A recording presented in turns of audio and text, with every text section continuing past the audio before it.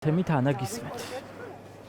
როგორც აღნიშნეთ, მარიამ სიჭინავას შულს მარჩინელ დაკარგულის სოციალური სტატუსი აქვს და როგორც თავად ამბობს, სახელმწიფოს არ ქონდა არავითარი უფლება იმისა, რომ მისი ანგარიშები დაეყადაღებინა, თუმცა სამოქალაქო აქტივისტი დარწმუნებულია, რომ ეს იყო პირდაპირი დაკვეთა ირაკლი ზარქუას მხრიდან და ქართული ოცნების დეპუტატის ეს ბრძანება სახელმწიფო უწყებებმაც შეასრულეს. სამოქალაქო აქტივისტები დარწმუნებულები არიან, რომ ქართულ ოცნებას ექმნება დისკომფორტი იმ საპროტესტო აქციებით, იმ შეძახილებით, რომელსაც სამოქალაქო აქტივისტები ახორციელებენ და ახლა ქართული ოცნება სწორედ ამ გზით ანგარიშების დაყადაღებით თუ ადმინისტრაციულ პატიმრობაში გაშვებით ცდილობს, რომ სამოქალაქო აქტივისტებზე შური იწიოს.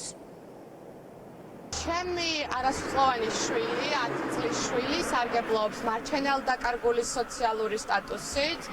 მას მამა ჰყავს გარდაცვლილი და ის იღებდა სახელმწიფოსგან შემწეობას და დღეს, რა ვიცი, ირაკლი ზარქუას საქმიდან გამომდინარე, სახელმწიფომ გადაწყვიტა, რომ ჩემთვის ანგარიშები დაეყადაღებინა და ჩემს შვილს რო ვერ შეძლებოდა იმ მიზერული ანგარიშის, მიზერული თანხის გამოყენება, რაც მე მერიცხებოდა ანგარიშზე, როგორც მის ერთადერთ მშობელს და მეურვეს. ჩანთას ჩალაგებული მაქვს იმისთვის, რომ კომფორტულად მომიწიოს იზოლატორში ყოფნამ და ამ იზოლატორით, ამ ჯარიმებით ისინი აბსოლუტურად ვერავის ვერ შეაშინებენ, იმიტომ რომ ჩვენ დასაკარგი გვაქვს უფრო მეტი და ეს ქვეყანა ვიღაც ზარქუასთვის, უინტელექტო ზარქუასთვის, რომელსაც არ შეუძლია რეალურად ორი სიტყვა ერთმანეთს გადააბას გამართულად და სწორად, დასათმობი ზარქუასთვის დასათმობი ქვეყანა არ გვაქვს. მე პირადად საკუთარ თავს ვთვლი ამ ინციდენტში ასევე მსხვერპლად და ჩემი საჩივარიც იყო შეტანილი და არის შეტანილი ხო პოლიციაში,